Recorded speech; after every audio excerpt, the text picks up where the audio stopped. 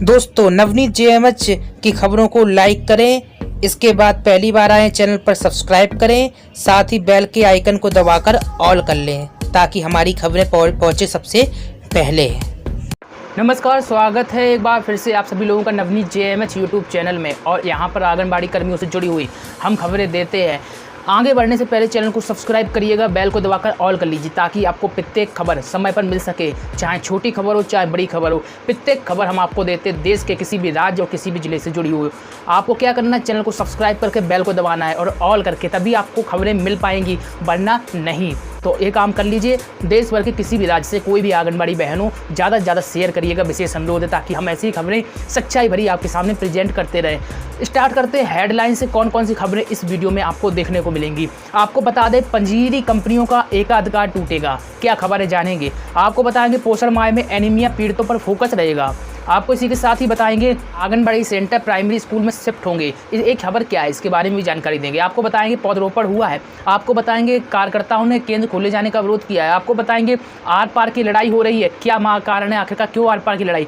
लुधियाना में भी आपको बताएंगे क्या हुआ ऐसा। आपको बताएंगे 1000 टीमें कुपोषित बच्चों को तलाशेंगी, कौन कौन सी टीम में कौन कौन होगा, तो ये सब जानकारी आपको देंगे। साथ ही आपको बताएंगे आंगनबाड़ी सुपरवाइजरों के पद खाली हैं, इसको लेकर क्या प्रोसेस हो रही है। आपको बताएंगे आंगनबाड़ी केंद्रों में पुष्टाहार मिलेगा, इसको लेकर क्या खबर जो है बड़ी निकल कर आ रही है उत्तर प्रदेश से। आपको बताएंगे हम कि अति कुपोषित बच्चों को गाय देने की योजना को लेकर क्या न्यूज निकल कर आ रही है। आपको बताएंगे सुपरवाइजर पद के लिए आवेदन से जुड़ी हुई खबर कौन सी है। आपको इसी के साथ ही बताएंगे इमरती देवी के बयान को लेकर क्या कहना है जैन समाज का। आपको बताएंगे कुलपतियों से बोली राज्यपाल, राष्ट्रीय शिक्षा नीति के पहले 5 वर्ष महत्वपूर्ण है, जो आंगनबाड़ियों से भी जुड़े हुए।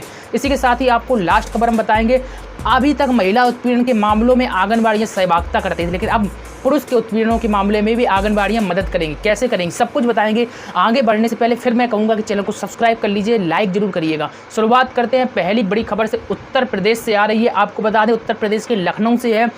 पंजीरी कंपनियों का एकाधिकार टूटेगा। एकाधिकार का मतलब यही होता है कि किसी भी पार्टिकुलर व्यक्ति का अधिकार, यानी एक ही कंपनी हर बार पंजीरी को डिस्ट्रीब्यूट करती है, इसका मतलब एकाधिकार हुआ। पहले तो खबर गौर करते हैं। प्रदेश में पोषाहार वितरण पर वर्षों से कब्जा जमाए पंजीरी कंपनियों का एकाधिकार खत्म करने की कवायद शुरू कर दी गई है। इसके तहत पहले चरण में 18 जिलों में पोषाहार तैयार करने का काम महिला स्वयं सहायता समूह को दिया गया है और इन जिलों में महिलाएं ही पोषाहार तैयार कर आंगनबाड़ी केंद्रों तक पहुँचाएंगी। आपको बता दें, अब पंजीरी कंपनियों के पास 57 जिलों में ही पोषाहार आपूर्ति करने का काम बचा है। यानी कि अभी ये 75 जिलों में पोषाहार को आपूर्ति करते थे, लेकिन अब महिला स्वयं सहायता समूह करेंगे, तो जाहिर सी बात कंपनियों का काम खत्म हो गया। फिलहाल जो 18 जिले लिए गए हैं, इस कारण से 57 जनपद जो हैं अभी कंपनी काम कर रही है। और अगर महिला स्वयं सहायता समूह से सफलता प्राप्त होती है सरकार, तो कहीं ना कहीं 57 जनपद और कंपनियों से ले लिए जाएंगे और महिला सहायता समूह को ही दे दिए जाएंगे। आपको बता दें, सूत्रों के अनुसार सरकार की मंशा अगले 2 साल के भीतर पंजीरी कंपनियों को पोषाहार आपूर्ति से पूरी तरह बाहर कर देना। वही मैं आपसे कह रहा था, बाल विकास सेवा एवं पुष्टाहार निदेशालय से कुपोषित बच्चों, महिला में किशोरियों के लिए पोषाहार के इंतजाम होते हैं। केंद्र सरकार के फंड से चलने वाली इन योजनाओं में गड़बड़ियों और पैसे के बंदरबाट के तमाम आरोप लगते हैं। आपको मालूम होगा पुष्टाहार के खेल में कितना बड़ा पुष्टाहार के वितरण में कितना बड़ा खेल होता है। इसको लेकर हमें आपसे कहने की जरूरत नहीं है, अधिकारी भी बहुत बड़ा खेल करते हैं और इसी को विराम लगाने के लिए महिला स्वयं सहायता समूह को जिम्मेदारी सौंपी जा रही है। वर्ष 2017 में प्रदेश में योगी सरकार बनने के बाद पंजीरी कंपनियों का एकाधिकार खत्म करने की कवायद उसी समय से शुरू हो गई थी। राज्य ग्रामीण आजीविका मिशन UNWFP के बीच हुए करार को इस दिशा में एक और कदम माना जा रहा है। अब अहम बात आपको बता देते हैं कि पोषाहार बंदरबाट को लेकर 2016 में एक अपील दायर की गई थी और इस मामले में सुप्रीम कोर्ट ने फरवरी 2019 में फैसला दिया। और बड़ी गौर समझिएगा, इसमें पंचायत स्तर पर छोटे समूह तैयार करने और उसी के आधार पर पोषाहार वितरण करने का सुझाव भी दिया गया था। और इसके अलावा इसी साल जून में राज्य बाल अधिकार संरक्षण आयोग के अध्यक्ष जो डॉक्टर विशेष गुप्ता ने मुख्यमंत्री योगी आदित्यनाथ को जो पत्र लिखा, उस पत्र में कई घपले की शिकायतें भी की थी। आपको बता दें, आरोप लगा है कि सुप्रीम कोर्ट का आदेश छिपाकर पोषाहार की आपूर्ति बढ़ा दी गई। तय किया गया था कि टेंडर करते समय एक बार कोडिंग की जाएगी, लेकिन 2 साल से बिना बार कोडिंग के ही पोषाहार का वितरण किया जा रहा है। इससे कुछ लोगों को फायदा पहुंचाया जा रहा है। सुप्रीम कोर्ट के आदेश और डॉक्टर विशेष गुप्ता की शिकायत के बाद केवल 57 जिलों के लिए ही टेंडर निकाले गए। अब टेंडर नहीं निकले हैं तो महिला स्वयं सहायता समूह पुष्टाहार का काम करेंगे और जहां टेंडर निकले वहां पर कंपनियों को काम दिया जाएगा। इससे यह साफ होता है तैयारी पहले से ही सरकार ने शुरू कर दी थी और कहीं ना कहीं ये बहुत ही अच्छी और बड़ी खबर है। आपको बता दें पोषण माह शुरू हो चुका है और इस बार जो पोषण माह माह का काम, पोषण माह का जो अभियान चल रहा है विशेष तौर पर एनीमिया पीड़ितों पर फोकस रहेगा उत्तर प्रदेश में। आपको बता दें पोषण माह के दौरान इस बार सरकार का फोकस जो है खून की कमी यानी कि एनीमिया से पीड़ित लोगों की संख्या कम करने पर रहेगा। सरकारी आंकड़ों के अनुसार प्रदेश में एनीमिया से पीड़ित महिलाएं, बच्चे और किशोरियों की संख्या राष्ट्रीय औसत से अधिक है। आप समझिएगा, इसी को लेकर ये पोषण माह मनाया जाएगा और इसमें विशेष तौर पर फोकस एनीमिया पीड़ितों पर रहेगा। आपको बता दें सामान्य रूप से पोषण अभियान चलाने के अलावा सितंबर में विशेष तौर पर पोषण माह का भी आयोजन किया जाता है और प्रत्येक साल ये होता है। बताया जा रहा है तीसरा पोषण माह है जो चलाया जा रहा है। आपको बता दें बाल विकास एवं पुष्टाहार विभाग ने दावा किया है कि वह 1 महीने में एनीमिया पीड़ितों की पहचान कर इस लक्ष्य को पूरा करने का काम कर लेगी और कहीं ना कहीं इसके इंतजाम भी शुरू कर दिए गए हैं। आपको बता दें कुपोषण से यूपी में ठिगनापन बढ़ रहा है। प्रदेश में कुपोषण की वजह से ठिगनेपन की समस्या यानी कि हाइट अधिक ना होने की समस्या बढ़ रही है और यूपी इस मामले में राष्ट्रीय औसत से काफ़ी आगे है और इसका कारण कुपोषण यानी कि सही पोषण न मिलना। इसको लेकर प्रत्येक राज्य सरकार ने अपने अपने स्तर से, हालांकि केंद्र सरकार ने योजना के लिए कई लाखों करोड़ों रुपए देती है, उसके बाद भी राज्य सरकारें भी योजना के लिए लाखों रुपए खर्च करती ताकि कुपोषण को दूर किया जा सके। अब आपको बता देते हैं उत्तर प्रदेश में कौन कौन सी गतिविधियाँ चलेंगी। आपको बता दें 8 आकांक्षात्मक जिले जो हैं वहाँ पर महिला बाल विकास व शिक्षा विभाग 200 पोषण वाटिका लगाएगा, पहली चीज़। दूसरी चीज़ डिजिटल पोषण पंचायत पोषण वाटिका या किचन गार्डन के लिए प्रोत्साहित किया जाएगा। तीसरी चीज़ जन आंदोलन डैशबोर्ड में रोज़ की गतिविधियों का डाटा संकलित किया जाएगा। चौथी चीज़ स्वास्थ्य जांच शिविर में पोषण की स्थिति की जाँच होगी। तो ये गतिविधियाँ जो है अहम है जो चलेंगी। चलिए अब गौर करते हैं तीसरी बड़ी खबर पर जो हमें प्राप्त हो रही है लुधियाना पंजाब से। आपको बता दें लुधियाना में जो है आंगनबाड़ी सेंटर्स प्राइमरी स्कूलों में शिफ्ट हो जाएंगे। पहले तो इस खबर को जान लेते हैं क्या ये खबर। आपको बता दें नई शिक्षा नीति के तहत विभाग आंगनबाड़ी सेंटर्स को स्ट्रीमलाइन करने में जुट गया है। आखिरकार स्ट्रीमलाइन क्या ये भी जानेंगे। इस समय आंगनबाड़ी सेंटर्स व्यवस्थित नहीं है और 1 अप्रैल 2021 से लागू होने वाली नई शिक्षा नीति में आंगनबाड़ी सेंटर्स को भी जगह दे दी गई है। सेंटर्स को सही दिशा देने के लिए जिला प्रशासन ने कमर कस ली है। आपको बता दें आंगनबाड़ी विभाग से जुड़े अधिकारियों ने कहा है कि इन सेंटर्स को प्राइमरी स्कूलों में शिफ्ट करने की तैयारी शुरू कर दी गई है। फिलहाल बहुत कम सेंटर्स हैं जिनका प्राइमरी स्कूलों में विलय किया गया है। जिले में इस समय 2487 आंगनबाड़ी सेंटर्स चल रहे हैं जिनमें 606 सेंटर्स शहर में और बाकी ग्रामीण इलाकों में हैं।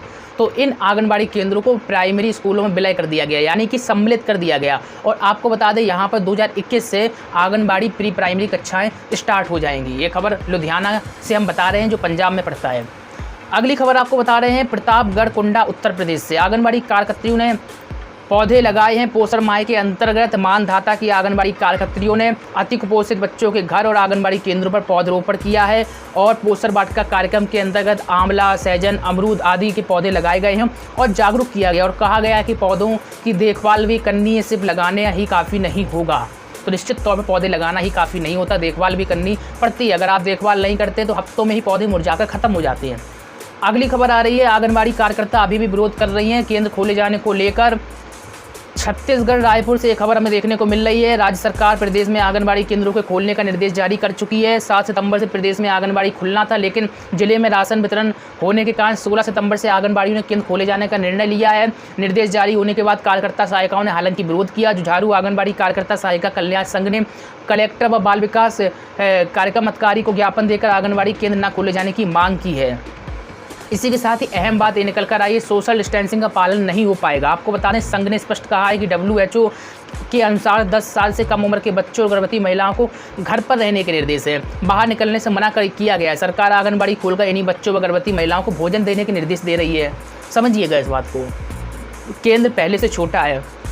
सोशल डिस्टेंसिंग कैसे पालन होगी, इसको लेकर आंगनबाड़ियाँ सवाल कर रही हैं। गर्भवती महिलाओं पर भी इसका खतरा मंडरा सकता है, तो इसलिए मांग कर रही है कि आंगनबाड़ी केंद्र जो जैसे चल रहे थे पहले वैसे चलते रहें, अभी ना खोले जाएं। आपका क्या कहना है, आंगनबाड़ी केंद्र खुलने से संक्रमण बढ़ेगा या फिर नहीं? 2 शब्द कमेंट में जरूर लिखिए। आपको बता दें कोरोना संक्रमण के दौरान घर में रेडी टू ईट व सूखा राशन बांटा जा रहा है। स्थिति सामान्य तब होती है जब सूखा राशन व रेडी टू ईट घर जाकर बांटा जाए। गर्म भोजन खिलाने के लिए महिलाओं बच्चों को आंगनबाड़ी केंद्र न बुलाया जाए, ये मांग की है। सिर्फ गर्म खाना की ही वजह से आंगनबाड़ी केंद्र छत्तीसगढ़ में खोले जा रहे हैं, जो विरोध का कारण बन रहे हैं और आंगनबाड़ियों की संगठन जितने भी हैं सभी विरोध कर रहे हैं। अगली खबर हमें देखने को मिल रही है उत्तर प्रदेश के सिद्धार्थनगर से। आर पार की लड़ाई आंगनबाड़ी कर्मचारी लड़ेंगे। आंगनबाड़ी कर्मचारी एवं सहायिका एसोसिएशन की बैठक हुई। 62 वर्ष पूर्ण करने वाली कार्यकर्ता सहायिकाओं का रिटायरमेंट किया जा रहा है। उसको लेकर विरोध जताया। महामंत्री जो है प्रभावती देवी ने कहा कि आंगनबाड़ी कार्यकर्ता राज्य कर्मचारी की श्रेणी में नहीं आते, ना ही सर्विस बुक बना है इनका। इसके बावजूद भी सरकार आंगनबाड़ी कार्यकर्ता और सहायिकाओं का रिटायरमेंट कर रही है, जिसका विरोध आंगनबाड़ी कर्मचारी संगठन कर रहे हैं और कहा है कि अगर इस आदेश को तुरंत निरस्त नहीं किया जाता है तो निश्चित तौर पर हम हर कदम की लड़ाई जो होगी लड़ने के लिए तैयार हैं। इस मौके पर उर्मिला, महामंत्री कुसुमावती, शांति देवी आदि महिलाएं जो हैं उपस्थित रहीं। लुधियाना में आंगनबाड़ी वर्करों ने पंजाब पुलिस का भी पुतला फूंका है। आपको मालूम होगा कि पंजाब में महिलाओं के साथ ज़्यादा उत्पीड़न हो रहा है, इसी को लेकर आंगनबाड़ियाँ विरोध करें। हालांकि उनकी मांगे उसको लेकर भी विरोध है, लेकिन पुलिस प्रशासन से भी काफ़ी नाराज़ हैं। अब हम आपको बता दें, कुपोषित बच्चों को तलाशने का काम आंगनबाड़ी की 1000 टीमें करेंगी। खबर उत्तर प्रदेश के आगरा जनपद से है। पहले तो आपको बताते हैं, राष्ट्रीय कुपोषण माह चल रहा है। शहरी और ग्रामीण क्षेत्रों में आंगनबाड़ी कार्यकर्ताओं की 1000 टीमें कुपोषित बच्चों के चिन्हांकन का काम करेंगी और कुपोषित बच्चों के चिन्हांकन की मॉनिटरिंग जो है जिला कार्यक्रम अधिकारी यानी कि डीपीओ करेंगे। आपको बता दें, आंगनबाड़ी कार्यकर्ता हर रोज अपने कार्य की रिपोर्ट डीपीओ कार्यालय को देंगी। जनपद में राष्ट्रीय पोषण माह में कुपोषित बच्चों का चिन्हांकन के साथ ही आंगनबाड़ी कार्यकर्ताओं को कुपोषण के प्रति लोगों को जागरूक करने की लगातार कार्यक्रम की सूची सौंपी गई है। जो कार्यक्रम होने हैं उसकी सूची सौंप दी गई है। आगे आपको बताते हैं, जिसमें बच्चों का चिन्हांकन व अनुश्रवण भी सम्मिलित है। डीपीओ ने जानकारी दी है कि पोषण माह में आंगनबाड़ी कार्यकर्ताओं की जिम्मेदारियां निर्धारित की गई हैं। बस सोशल डिस्टेंसिंग का ख्याल रखा जाए और इसी ख्याल को रखते हुए आंगनबाड़ी में कार्यक्रम आयोजित किए जाएँ। और आपको बता दें, सोशल नेटवर्क व ई पंचायत भी आयोजित की जाएगी और इन ई पंचायत में लोगों को कुपोषण के बारे में जागरूक किया जाएगा। सुपोषण माह में होने वाले कार्यक्रमों की लगातार मॉनिटरिंग की जाएगी, जिसमें आंगनबाड़ी कार्यकर्ता लापरवाही ना बरते। तो कहीं ना कहीं आंगनबाड़ी केंद्र नहीं खुल रहे हैं, लेकिन कार्यक्रम जो हैं जारी रहेंगे किसी न किसी तरीके से। आंगनबाड़ी चाहे डिजिटल तरीके से हो, चाहे घर घर जाकर आंगनबाड़ी कर्मी करें, लेकिन कार्यक्रम चलते रहेंगे। ये डीपीओ का कहना है। इसके लिए बाकायदा 1000 टीम, आंगनबाड़ियों की 1000 टीम बनाई गई है। बच्चों जो कुपोषण को तलाशने का काम करेगी। आगरा जनपद से खबर हम आपको बता रहे थे और रोजाना की जानकारी जो है जिला कार्यक्रम अधिकारी को देनी पड़ेगी। अगली खबर पंजाब की रोपड़ से आ रही है। आपको बता दें, आंगनबाड़ी सुपरवाइजर के काफ़ी पद खाली हैं। अब ये पद खाली हैं तो निश्चित तौर पर कार्य काफ़ी प्रभावित हो रहा है। अब ऐसे में आंगनबाड़ियों का कहना है कि सुपरवाइजर के पद खाली हैं, या तो उनको प्रमोशन दिया जाए, किसी भी तरीके से पद भरे जाए। चूँकि आप देख रहे हैं उत्तर प्रदेश में भी सुपरवाइजर के पद खाली हैं, लेकिन सरकार भर नहीं रही है। सरकार चाहती है कि रिटायरमेंट कर दिया जाए आंगनबाड़ी कर्मियों का। जो रुपये जा रहा है उसमें कुछ कमी हो और जो नए पद सृजित नहीं करते हैं। और आपको बता दें, सरकारी वैकेंसियों का भी हाल ऐसे ही है। देश में सरकारी पदों की कमी नहीं है, कर्मचारी हो या फिर अधिकारी, बहुत सारे पद खाली है। इसके बावजूद बेरोजगार युवाओं के लिए सरकार वैकेंसी नहीं ला रही है, और वैकेंसी निकल भी रही है तो हम देख रहे हैं ऊँट के मुंह में जीरा बराबर। मतलब 100, 200, 50, 10, 20 ऐसे वैकेंसी निकल रही है। और फार्म फीस हम देख रहे हैं 1000, 1500, 2000 रखी जा रही है, जो काफ़ी दुखद है। ऐसे में कोरोना के समय 100, 200 रुपये फार्म फीस रखनी चाहिए, लेकिन सरकार जो फार्म फीस स्टार्ट कर रही है 1000 से स्टार्ट कर रही है। कहीं ना कहीं सरकार की मंशा पर सवाल उठ रहे हैं कि कहीं ना कहीं वो अपना सिर्फ खजाना भरने में जुटी है। नौकरी किसी की लगे या फिर नहीं हो। सीट देखिएगा 10, 20, 30 ऐसे सीट निकल रही हैं। वाह, कमाल हो गया। बल्कि देश में बहुत अधिक मात्रा में सरकारी वैकेंसियां खाली हैं, इसके बावजूद भी ऐसे हाल हो रहे हैं। पंजाब के रोपड़ से खबर आपको बता रहे हैं, रूपनगर में आंगनबाड़ी सुपरवाइजर यूनियन की बैठक हुई है और जिसकी अध्यक्ष जो है अमरजीत कौर इन्होंने की है। बैठक में आईसीडीएस स्कीम का ऑनलाइन काम करने संबंधी आंगनबाड़ी सुपरवाइजरों की मांग के बारे में गंभीरता से विचार विमर्श किया गया। जिलाध्यक्ष ने कहा है कि विभागीय कार्यों में सुचारू रूप से चलाने के लिए सुपरवाइजर जब फील्ड एवं गांव में जाती हैं तो आंगनबाड़ी वर्करों व हेल्परों की जरूरत होती है। इसके लिए आंगनबाड़ी सेंटरों में आंगनबाड़ी वर्करों व हेल्परों की उपस्थिति होना जरूरी है। इसके लिए सरकार से योग्य कदम उठाया जाए। इसके अलावा विभाग के अंदर सुपरवाइजरों की काफ़ी पोस्ट खाली पड़ी हैं, जिन्हें जल्द भरा जाए। तो कहीं ना कहीं सुपरवाइजरों की पोस्ट भरा जाए, क्योंकि एक सुपरवाइजर को कई परियोजनाओं का, कई आंगनबाड़ी केंद्रों का काम दे दिया जाता है। कहीं ना कहीं उसके ऊपर लोड अधिक पड़ता है और इसी कारण से उनमें आक्रोश देखा जा रहा है। उनका कहना है कि सुपरवाइजर इतने केंद्रों का काम नहीं करेंगी, सिर्फ एक लिमिट में ही केंद्रों का काम करेंगी। और ऐसा ही हाल देश के प्रत्येक राज्यों में, जिलों में है। और आपको बता दें, सरकारी वैकेंसियों में एक कर्मचारी है, एक अधिकारी है, कई डिपार्टमेंट को देख रहा है, कई काम कर रहा है, जिसको लेकर उनमें भी आक्रोश देखने को मिल रहा है। आपको बता दें, अगली खबर जो है प्राप्त हो रही है, आंगनबाड़ी केंद्रों में मिलेगा पुष्टाहार। ये खबर क्या है? पहले तो उत्तर प्रदेश से आ रही है खबर। आपको बता दें, उत्तर प्रदेश के विभिन्न जिलों में आंगनबाड़ी केंद्रों में पुष्टाहार वितरण में तकनीकी सहयोग के लिए राज्य ग्रामीण आजीविका मिशन एवं संयुक्त राष्ट्र संस्था विश्व खाद्य कार्यक्रम यानी कि UNWFP के बीच समझौता यानी कि हस्ताक्षर हो चुके हैं।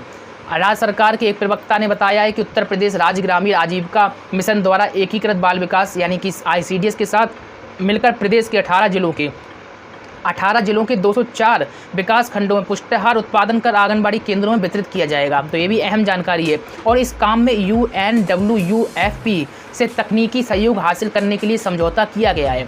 आपको बता दें, इस दौरान यूपी के मुख्यमंत्री योगी आदित्यनाथ मौजूद रहे। सीएम ने इस योजना के बारे में जानकारी देते हुए बताया है कि इस योजना का उद्देश्य पुष्टाहार उत्पादन इकाई के जरिए स्वयं सहायता समूह की महिलाओं को स्थायी रूप से आजीविका उपलब्ध कराना है और ICDS की मांग को पूरा करना है।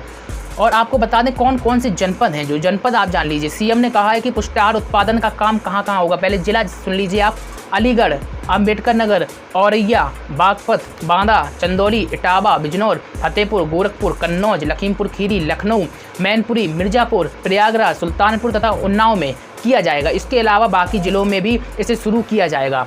आपको बता दें, सीएम का कहना है कि आजीविका मिशन के माध्यम से 3000 से अधिक समूह की महिलाएं उद्यमी बनेगी और उनके पास स्थायी रोजगार उपलब्ध होगा।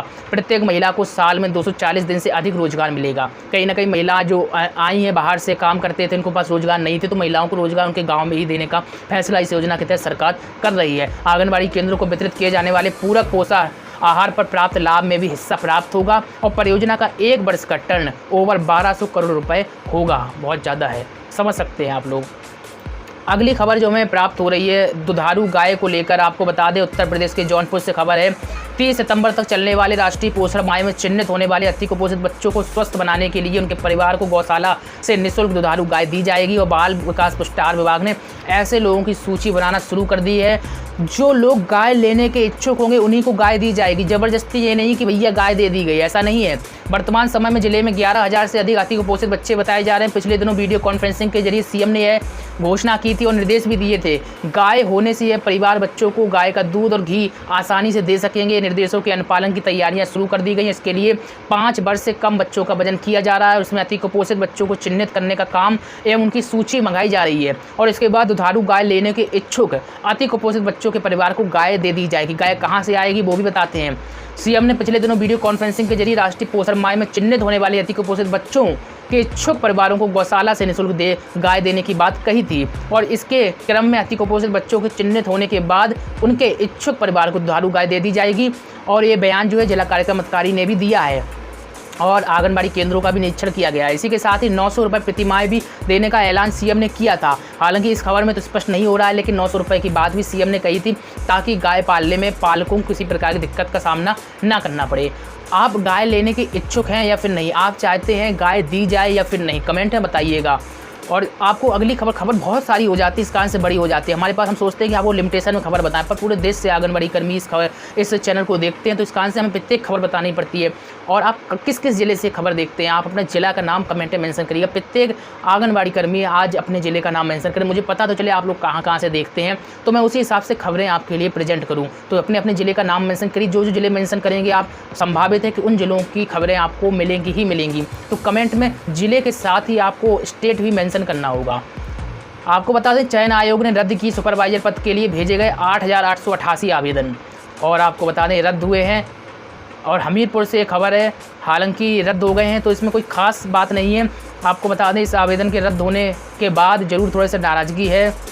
महिला बाल विकास विभाग में आंगनबाड़ी कार्यकर्ता के पद कार्यरत हैं, तो इसको लेकर हम विशेष तौर पर अगली खबर आपको बताते हैं। इमरती देवी के बयान को लेकर फिर जैन समाज नाराज़ है। सीएम को लेटर लिखा है और कहा है कि अपना रुख स्पष्ट करें। बाल विकास मंत्री मध्य प्रदेश के बारे में बता रहे हैं, उन्होंने कहा है कि अंडा दिया जाएगा आंगनबाड़ी केंद्रों में। इसको लेकर जैन और ब्राह्मण समाज के लोग विरोध कर रहे हैं। जैन संत पुष्पेंद्र मुनि ने सीएम शिवराज सिंह चौहान को पत्र लिखा है और सरकार ने इस मामले में जल्दी स्थिति स्पष्ट करने की मांग की है। उन्होंने बीजेपी अंडा वितरण न करने की भी सलाह दी है। जैन संत ने लिखा है कि अंडा वितरण की बजाय वैकल्पिक आहार वितरण की सलाह उत्तम हो सकती है। बीजेपी को इस पर ध्यान देना चाहिए। और इमरती देवी के आंगनबाड़ी में बच्चों को अंडा वितरण के बयान पर बीजेपी को चेतावनी तक दे डाली। तो आपको बता दें हमें पत्र दिखाई दे रहा है, जो पत्र भेजा गया है, तो कहीं ना कहीं जैन समाज और ब्राह्मण समाज जो है किसी भी सूरत में अंडा वितरण नहीं करवाना चाह रहा है और विरोध कर रहा है इसको लेकर। राष्ट्रीय शिक्षा नीति को लेकर जो है राज्यपाल हैं आनंदीबेन पटेल, इन्होंने भी बड़ी बात कही है। आनंदीबेन पटेल ने कहा है कि राष्ट्रीय शिक्षा नीति की सफलता के लिए अगले जो 5 वर्ष होंगे बहुत ही ज़्यादा महत्वपूर्ण होने वाले इसमें आंगनबाड़ी के पहले 3 वर्ष पर ज़्यादा ध्यान देने की ज़रूरत है। यह नीति की सफलता का आधार है। और मंगलवार को राजभवन में राजकीय अधिकारियों के साथ, और आपको बता दें राजभवन में शासकीय विश्वविद्यालयों की अकादमिक गतिविधियों की समीक्षा के दौरान वीडियो कॉन्फ्रेंसिंग में कुलपतियों को संबोधित कर रही थी आनंदीबेन पटेल ने कहा है कि नीति के विभिन्न पहलुओं के अमल में लाते हुए और विश्वविद्यालयों को मार्गदर्शन की भूमिका में आगे आना चाहिए। कहीं ना कहीं इन शॉर्ट अगर बताया जाए तो आंगनबाड़ी केंद्रों में आने वाले बच्चों के लिए 3 साल जो है बहुत ही ज़्यादा इम्पॉर्टेंट है और वो जिम्मेदारी आंगनबाड़ी कर्मियों के कंधे पर होगी। तो कहीं ना कहीं बहुत ही महत्वपूर्ण खबर थी जो हमने आपको बताई। आपको बता दें, अभी हमने जाते जाते आपसे कहा था पुरुष, अभी तक महिला उत्पीड़न को लेकर विभिन्न संगठन आगे आते थे, अब पुरुष उत्पीड़न को लेकर भी जो है आंगनबाड़ियाँ आगे आई हैं। आपको बता दें पुरुष उत्पीड़न के खिलाफ भी महिलाएं सहयोग करेंगी। बिहार के मधुबनी से खबर है। आत्मनिर्भरता सशक्तिकरण में सम्मान को महिलाओं का संगठित होना जरूरी है। महिला विकास मंच की नई शाखा के उद्घाटन के मौके पर मंच की राष्ट्रीय संरक्षक बीड़ा मानवी ने बातें कही हैं। वक्ताओं ने कहा पुरुषों की प्रताड़ना के खिलाफ भी महिलाएं सहयोग करें, यह समय की मांग है। दीपशिखा सिंह को जयनगर शाखा का अध्यक्ष निर्वाचित किया गया। तो बड़ी अच्छी खबर है पुरुषों की बात को लेकर। आपको बताएं जब पुरुष की बात चली है तो बहुत सारे सांसद विगत महीने में कहूँगा कि बहुत सारे सांसदों ने राष्ट्रपति को भी महामहिम में जो उनको पत्र लिखा था, कहा था महिला आयोग की तर्ज पर एक पुरुष आयोग बनाया जाए। हालांकि वो मामला फिर ठंडे बस्ते में चला गया, लेकिन इस पर कोई विचार नहीं हुआ। आप बताइएगा महिला आयोग की तर्ज पर एक पुरुष आयोग बनना चाहिए या फिर नहीं, कमेंट में बताइएगा। और जाते जाते आपको बता दें एक हमारे मध्य प्रदेश से मित्र हैं, इन्होंने आप यहाँ पर देख रहे हैं, इन्होंने एक लिखा हुआ है, जो हाथ से कुछ भी लिखा हुआ है, मैसेज लिखा हुआ है। देखिए इनको जो मोबाइल दिए गए थे, मोबाइल की इतनी बुरी स्थिति हो गई है, मोबाइल ख़राब हो गया है, आप देख रहे हैं यहाँ पर स्क्रीन में। तो इन मोबाइल नहीं चल रहा, अब ऐसे में मांग कर रहे हैं कि मोबाइल बदला जाए। अगर नहीं बदला जाता मोबाइल तो कहीं ना कहीं वो डाटा देने में सक्षम नहीं होगी। और बहुत सारे आंगनबाड़ी कर्मियों के साथ ऐसा ही हाल है। क्या कहते हैं, मोबाइल बदला जाए या फिर नहीं, कमेंट में बताइएगा। और ज़्यादा खबरों के लिए चैनल पर जुड़े रहिएगा, लाइक शेयर सब्सक्राइब करिएगा। मिलते हैं नई अपडेट में ताज़ा खबरों में, तब तक के लिए नमस्कार।